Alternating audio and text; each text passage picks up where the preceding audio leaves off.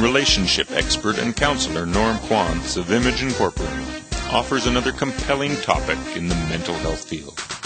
Visit normquantz.com for more information. One of the tactics of the withholding strategy is the tactic of restricting certain activity or certain action of somebody else.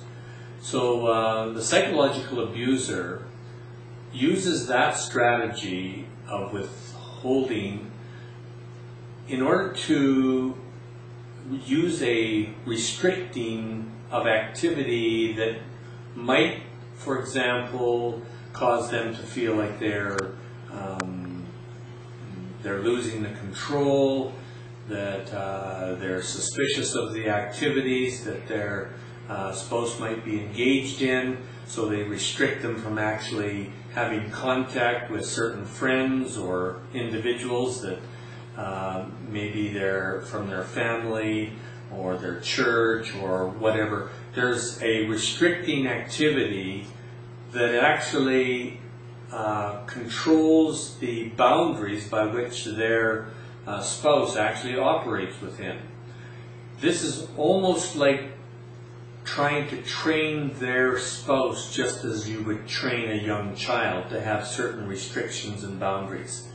It's all justified, of course, because the opposite would be if she then doesn't have this restriction on her. In the mind of the controller, he believes that this is not good for her because he sees that the friends are having an impact in her life and causing her to believe things that are not true about him maybe, or just a variety of things that don't make sense to him. And so he justifies it by saying, this restriction is a legitimate way of restricting my wife to do this or that or not do this or that.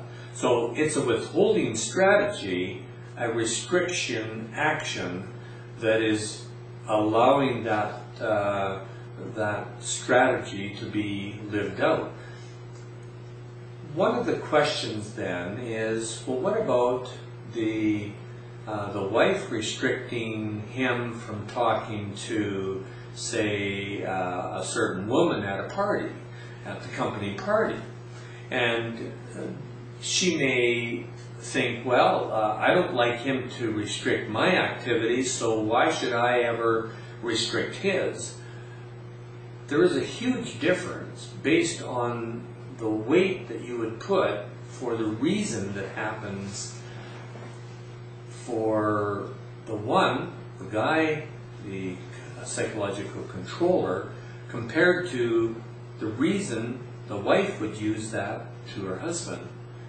The husband uses that control to try and train her and instruct her and help her to develop the kind of life that protects his own risk of having somebody squeal on him or expose him for how he's trying to control her life. For her, it is trying to protect the dignity of the relationship, that he is using a pattern of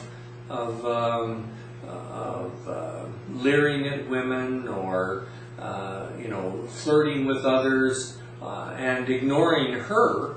And so she's saying, stop it to protect me. He's doing stop it in order to protect his own exposure of who he is and what he's actually doing. Completely different in the motive, and therefore the context helps to define what is legitimate and what is not in a restriction action. Image Incorporated is an interactive multimedia academy for global education. Visit normquantz.com for more information.